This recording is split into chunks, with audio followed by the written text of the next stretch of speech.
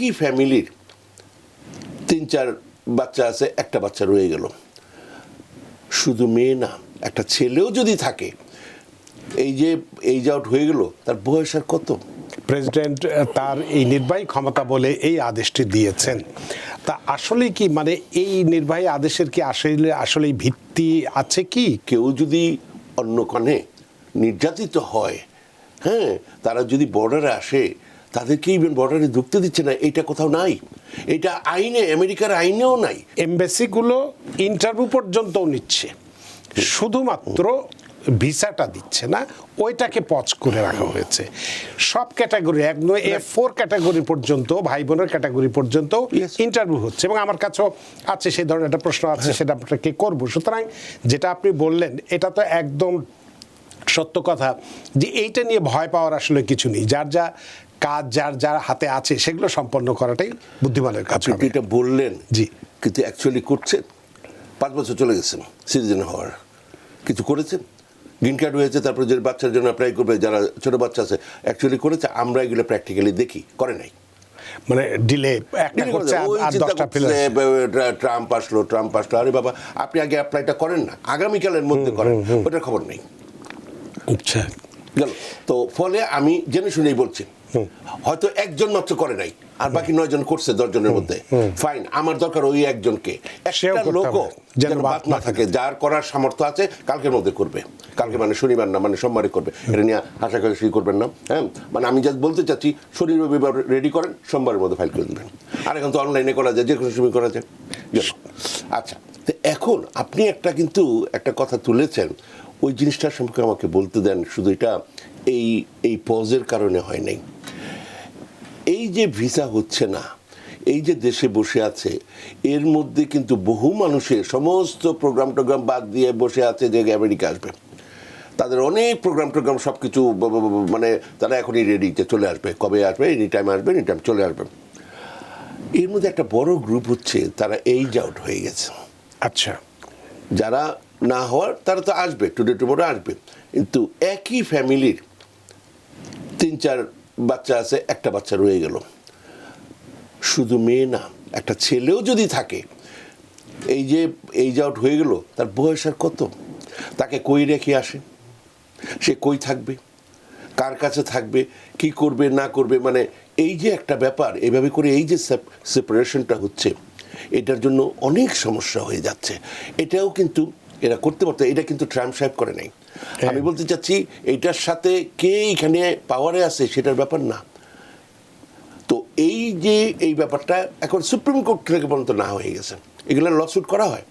এই যে আপনি একটু আগেও তো বলতেছিলেন যে এই যে এরকম আরো আছে। তো এই যে করা হচ্ছে, এখন সুপ্রিম কোর্ট পর্যন্ত রাজি হয়নি। অথচ ওই একটা বিরাট গ্রুপ, তাদেরকে যদি অরিজিনাল প্রায়োরিটি ডেটটা দেওয়া হয়, তাহলে তারা চলে আসতে পারে। ফ্যামিলি ইউনিটি যে ব্যাপারটা, এই যে রিউনিয়নটা, এটা খুব দরকার। এই জিনিসটা হচ্ছে না। তো ওই যে প্রভাবের কথাটা বললেন, এটা একটা ভয়ঙ্কর সমস্যা। এইটার জন্য আইনি পদক্ষেপ তো আছে, এবং যেটা বললাম, ইমিগ্রেশনে অ্যাটর্নি জেনারেলকে প্রভূত ক্ষমতা দেওয়া হয়েছে। সুতরাং এখানে এইগুলা করে পার পাবে না। শেষ কথা, যেটা করা যেতে পারে, অ্যাওয়ারনেস ব্যাপারটা। আমাদের যেমন বাঙালিদের মধ্যে, যেমন কানাডাতে সেদিকে যেমন সেন্ট্রাল পার্লামেন্টে একজন বাঙালি গেছেন, এইখানে ওরকম ভাবে যেমন একটা মানে নাই। কিন্তু বিভিন্ন জায়গায় আমাদের লোকাল লেভেলে, স্টেট লেভেলে অনেকে কিন্তু রিপ্রেজেন্টেটিভ আছে। তাদের মানে মেইন যে পার্লামেন্টে, কংগ্রেসে, হাউস অফ রিপ্রেজেন্টেটিভ, ওখানে ভোটাধিকার নাই, ভালো কথা। কিন্তু তাদেরকে আবার যাদের ভোটাধিকার আছে তারা কাউন্ট করে। আমরা যদি বিভিন্নভাবে, যেমন এই যে TVN 24, এইগুলা কিন্তু এক একটা প্রতিষ্ঠান, এবং প্রতিষ্ঠান বলতে আমি বলতেছি শুধু অর্গানাইজেশন না, it has transform itself to be an institution. এই রকমের মানে তারা তাদের জাস্ট, এটা তো একটা আছে, জাস্ট একটা অর্গানাইজেশন, জাস্ট একটা অফিস, একটা জিনিস বিক্রি করলো, একটা জিনিস টাকা ইনকাম করলো, বাসায় গেলো, খাওয়া দাওয়া করলো, গেল। কিন্তু এটার ওই জিনিসটা ছাপিয়ে TVN 24 has become an institution, meaning এটার একটা আলাদা রোল আছে সমাজের প্রতি। এই যে ব্যাপারটা, তারা যদি এরকমের উদ্যোগ নেয়, যে সমস্ত এই যে লোকাল যারা রিপ্রেজেন্টেটিভ আছে, তাদের মাধ্যমে তারপরে বিভিন্ন সংগঠন আছে, তারা যে এরকমের বিভিন্ন সংগঠনে যারা নেতৃবৃন্দ আছেন তাদেরকে দিয়ে হ্যাঁ যদি ওইভাবে লবিং করা না যায় তাহলে এই জিনিসটা জানা হবে না। তারা ওইরকমভাবে বিভিন্ন রিসার্চ ডেটা দিয়ে যদি এইভাবে করে দেখানো যায় এবং এটা যদি শক্তিশালীভাবে আমরা এভাবে নামতে পারি তাহলে যদি কিছু হয়, বিকজ তারা ইভেন এই জিনিসটা খেয়ালও করছে না, হয়তো খেয়ালও করছে না, এবং এইটার যে ইকোনমিক বেনিফিট বা কি প্রোজ এন্ড কনস আছে এগুলো নিয়ে ওনারা যদি একটু কাজ করে তাইলে ক্ষতি হবে না, ভালো হবে। তো এক্ষেত্রে আপনার কাছে যে প্রশ্নটি আমি করতে চাই, যেহেতু প্রেসিডেন্ট তার এই নির্বাহী ক্ষমতা বলে এই আদেশটি দিয়েছেন, তা আসলে কি মানে এই নির্বাহী আদেশের কি আসলে ভিত্তি আছে কি? কারণ এখানে তো সংবিধান আছে, তারপরে আমাদের কংগ্রেস আছে, প্রেসিডেন্ট কতটা ক্ষমতা রাখেন এভাবে এই যে অনেকগুলো ৭৫টা দেশের উপরে যে ভিসা স্থগিত একসাথে দিয়েছেন, এটা করার ক্ষেত্রে তার এই ভিত্তিটা কোথায়? তারা করতে পারে। ওই যে আমি প্রথমেই বলে নিলাম ইমিগ্রেশনের ব্যাপারে অ্যাটর্নি জেনারেল, প্রেসিডেন্ট তো আর তার মাধ্যমে করে না, যেমন ডিএইচএস, জাস্টিস ডিপার্টমেন্ট, এগুলো এরা মিলে করে, এর মধ্যে এমওইউ দুটা ডিপার্টমেন্টের মানে এইসব ব্যাপারে একসাথে কাজ করে।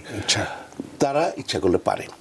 সেই জন্য হ্যাঁ একটা ডিউ প্রসেস রাইটসের আন্ডারে আপনার হয়তো ডিস্ট্রিক্ট কোর্টে উইন করলো, তারপরে আপনার এটা আপিল হলো, সেখানে স্টে অর্ডার হলো, এরকম ঘটনা গত আমলের এরকম কিছু এই যে স্টে অর্ডার করে রাখছে ওই গত আমলই করা হয়েছে, গভর্নমেন্টই আপিল করে গত আমলে এরকম করে রাখছে। তার আগেও এরকম হয়েছে, সুপ্রিম কোর্টে যখন হলো অ্যাটর্নি জেনারেল এক কলমের কোচায় ওই গ্রুপটাকে এরকম করে দিতে পারতো, ওরা তো এরকম করেনি। তো এই যে ব্যাপারটা যে করে নাই যে হ্যাঁ এই জিনিসটা যদি না করে এক্সিকিউটিভ লেভেলে তাইলে ওরা ওই এমন কিছু তাদের করার থাকে না, যে বিচার বিভাগের যে তেমন কিছু করার থাকে না।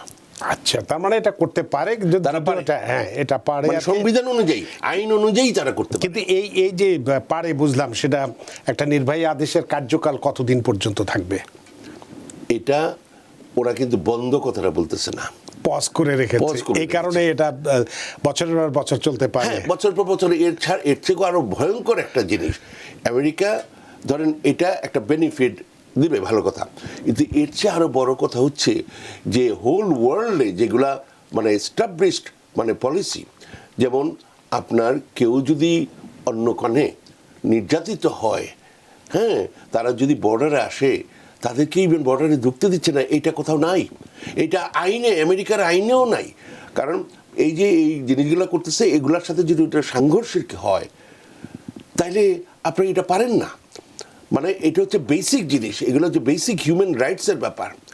হ্যাঁ আপনি তো এইগুলোই মানে আপনার দিচ্ছেন না, আর সেখানে তো এটা হচ্ছে এটা একটা স্পেশাল বেনিফিট, এটা যে দিতেই হবে এমন কোনো বাধ্যবাধকতা নেই।